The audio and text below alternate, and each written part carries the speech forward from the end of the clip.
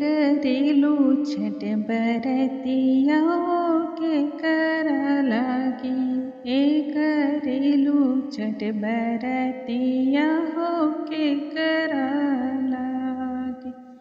केहू मांगे अंधन केहू अगिया के ज्योति, मैया से मांगे हम मांगिया के मोती। नमस्कार दोस्तों, आज की इस वीडियो में हम बात करेंगे छठ पूजा के बारे में। नहाए खाए से ही इस व्रत की इस त्यौहार की शुरुआत हो जाती है और साल 2023 में छठ की पूजा से जुड़ी हुई संपूर्ण जानकारी नहाए खाए से लेकर के पारण तक की सभी जानकारियां आज की इस वीडियो में मिलने वाली हैं। अर्घ्य देने का समय क्या रहेगा, पूजा का शुभ मुहूर्त क्या रहेगा और पूजा में कौन कौन से नियमों का विशेष तौर पे हमें ध्यान रखना चाहिए ताकि छठी मैया का संपूर्ण लाभ, संपूर्ण फल हमें प्राप्त हो। आइए जानते हैं इसके बारे में। नमस्कार दोस्तों, कैसे हैं आप सभी। उम्मीद करती हूँ आप सभी स्वस्थ होंगे, सुरक्षित होंगे और आप सभी को उत्तम भविष्य की कामना करते हुए आज का ये वीडियो स्टार्ट करती हूँ। हिंदू पंचांग के अनुसार छठ पर्व कार्तिक शुक्ल पक्ष की षष्ठी तिथि को मनाया जाता है और इसकी शुरुआत चतुर्थी तिथि यानी कि नहाय खाए कद्दू भात से ही हो जाती है। सप्तमी तिथि को व्रत का पारण किया जाता है। पूरे 4 दिनों तक यह महापर्व चलता है और छठ पूजा की शुरुआत तो प्रत्येक घर में अगर माना जाए तो 1 महीने पहले से ही शुरू हो जाता है, क्योंकि हमारे भाव इससे जुड़े हैं। हमारी मन, इच्छा, श्रद्धा सभी कुछ छठ पूजा से जुड़ी हुई है।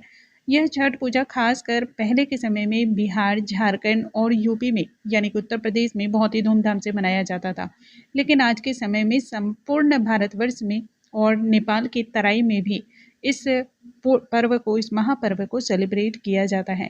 खासकर जितनी भी महिलाएं हैं वह अपने विवाह से संबंधित कोई समस्या हो या दैनिक जीवन में कोई समस्या आ रही हो, संतान से जुड़ी हुई कोई बहुत बड़ी समस्या हो, तब छठ पूजा की मन्नत तो अवश्य ही मांगती हैं, जिसे कि पूर्ण भी होता है। देखिए, छठ का पूजा जो होता है ना, वह महापर्व माना जाता है। बहुत कठोर नियम होते हैं और छठी मैया ऐसी कोई भी मुराद नहीं है जो आपकी पूर्ण ना होती हो। संतान से जुड़ी हुई चाहे जितनी बड़ी भी समस्याएं हो जाएं, यकीन मानिए छठ पूजा की मन्नत से वह निश्चित रूप से पूर्ण होती हैं। लेकिन यह पूजा हर किसी के बस की बात नहीं है। 4 दिनों का यह व्रत उपवास त्योहार जो होता है बहुत ही कठिन होता है, बहुत मुश्किलों से भरा हुआ होता है। अनेक प्रकार की इसमें परीक्षाएं व्रती को देनी पड़ती हैं। व्रत करने वाली महिला हो या फिर पुरुष, देखिए बहुत सारे लोग यह भी प्रश्न पूछते हैं कि दीदी यह महापर्व जो है सिर्फ महिलाएं ही कर सकती हैं या पुरुष भी कर सकते हैं। तो दोस्तों, सबसे पहले आप जान लीजिए, इस महापर्व को महिला हो या पुरुष हो कोई भी कर सकते हैं। इसमें किसी भी प्रकार की कोई बंधन नहीं है। यह आस्था से जुड़ा हुआ है और इस महापर्व को आप यकीन मानिए जिस भी मन्नत के तहत, जिस भी इच्छा के तहत आप उठाएंगे, निश्चित रूप से आपकी वह इच्छा तो पूर्ण होगी ही। सबसे पहले हम जान लेते हैं कितनी तारीख से, यह किस तिथि से यह पर्व की शुरुआत होगी, दिन क्या होने वाला है और किस दिन कौन कौन सा पर्व होने वाला है। दोस्तों, छठ पूजा की जो तिथि है वह शुक्रवार 17 नवंबर से स्टार्ट होगी। 17 नवंबर को पहला दिन पड़ेगा जो कि नहाय खाए कद्दू भात के नाम से जाना जाता है।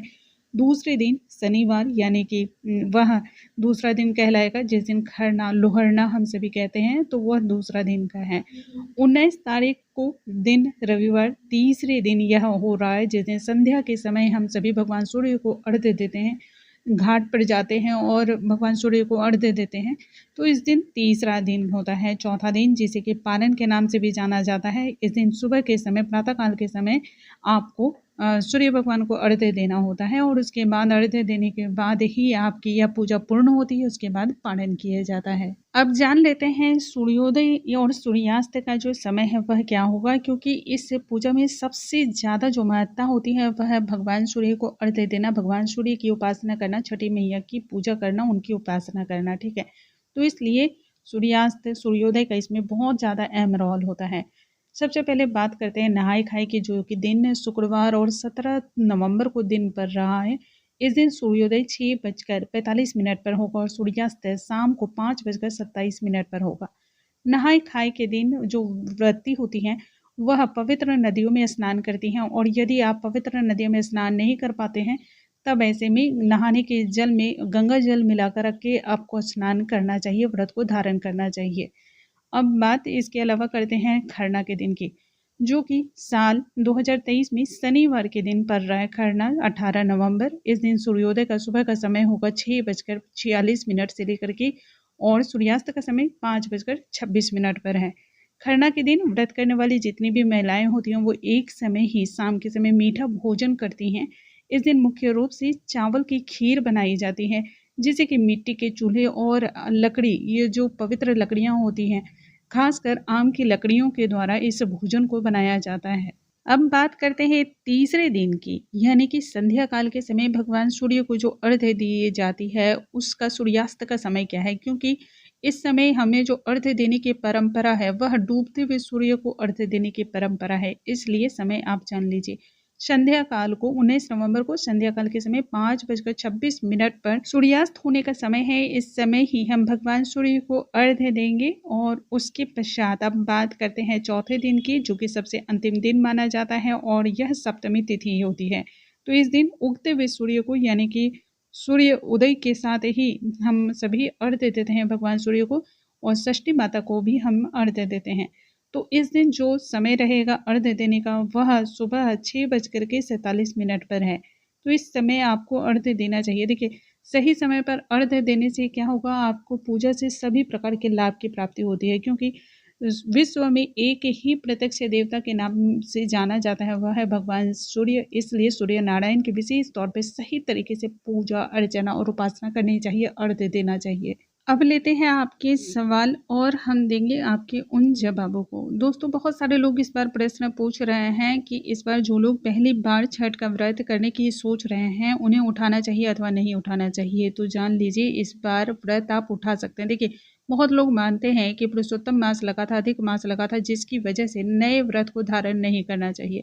देखिए, इसका नियम जो शास्त्रों में बताया गया है वह यह बताया गया है, यदि अधिक मास के दौरान कोई भी व्रत या फिर कोई भी पूजा पड़ता है जो कि आपने पहले कभी नहीं किया है, तो आप उन व्रत को, उन पूजा को आप नहीं उठा सकते हैं। लेकिन किसी भी पूजा पाठ को आप पूर्व से ही करते आए हैं तब वह आप कर सकते हैं। या फिर अधिक मास या पुरुषोत्तम मास जब बीत गया है तो उसके बाद किसी भी नए व्रत, नए पूजा को आप उठा सकते हैं। उसमें किसी भी प्रकार का कोई संचय नहीं होता है। इसके पश्चात बहुत सारे लोग यह भी प्रश्न पूछते हैं, क्या जरूरी है कि नए वस्त्र से ही इस पूजा को उठाना या फिर नए वस्त्र को ही लगा करके पूजा करना। तो हाँ दोस्तों, इसमें नए जो वस्त्र होते हैं उनको ही पहन करके पूजा किया जाता है, उनको ही धारण किया जाता है। वैसे तो किसी भी व्रत और पूजा पाठ में हम सभी पुराने जो वस्त्र होते हैं उसे धुल करके उसमें प्रेस वगैरह करके हम उसका इस्तेमाल करते हैं। लेकिन छठ जो व्रत किया जाता है इसमें कोड़े वस्त्र का विधान बताया गया है। इसलिए कोड़े वस्त्र, यदि कुछ ना हो तो सूती की जो साड़ियाँ आती हैं आप उन्हें इस्तेमाल करें, क्योंकि वह शुद्ध मानी जाती हैं, लेकिन वस्त्र कोड़ा होना चाहिए। अब बात करते हैं, यदि आप पीरियड्स में हो तब आप छठ पूजा में अर्घ्य दे सकते हैं अथवा नहीं दे सकते हैं। तो दोस्तों, छठ पूजा में यदि आप पीरियड्स में हैं तब ऐसे में अर्घ्य नहीं दिया जा सकता है, विधान तो यही कहता है। यदि आप देव पूजा कर रहे हैं, छठ पूजा में सूर्य नारायण की पूजा की जाती है, जो कि 7वें दिन महिलाएं जो होती है वह पीरियड से फ्री होकर के 7वें दिन किसी भी देवता की पूजा की जाती है। और पीरियड्स के 5वें दिन आप सभी को अपने बालों को, केसों को धो करके किसी भी देवी की पूजा की जाती है। तब ऐसे में यदि आपका 5 दिन हो जाता है, 7 दिन हो जाता है, तब तो आप अर्घ्य दे सकते हैं, वरना अर्घ्य नहीं देना चाहिए। अब इसके अलावा है कि यदि आप फ्री हो जाते हैं, पहले से ही आपके पीरियड्स खत्म हो जाते हैं, बहुत कम समय के लिए आपका पीरियड्स रहता है, तब दे सकते हैं, क्या नहीं दे सकते हैं। देखिए, मेरा मानना है कि साल भर का पर्व है, यदि आपके मन में किसी भी प्रकार को लेकर के उलझन या फिर खटास रह जाए तो ऐसा कोई कार्य तो नहीं करना चाहिए। यदि आपका पीरियड्स पहले समाप्त हो जाता है तो क्षमा याचना करके आप अर्घ्य दे सकते हैं, लेकिन कम से कम 3 दिन का नियम तो अवश्य ही मानना चाहिए। 3 दिन के नियम के पश्चात ही आपको अपने बालों को धोना चाहिए और उसके बाद अर्घ्य देना चाहिए। इस प्रकार से आप अपने व्रत को पूर्ण कर सकते हैं। ब्रह्मचर्य का पालन करें। भूमि शयन करना बहुत ही ज़्यादा इसमें ज़रूरी होता है। अपशब्द का इस्तेमाल ना करें, क्रोध ना करें, नहीं तो व्रत कितना मर्जी भी कर लें उससे किसी भी फल की आपको प्राप्ति नहीं होती है।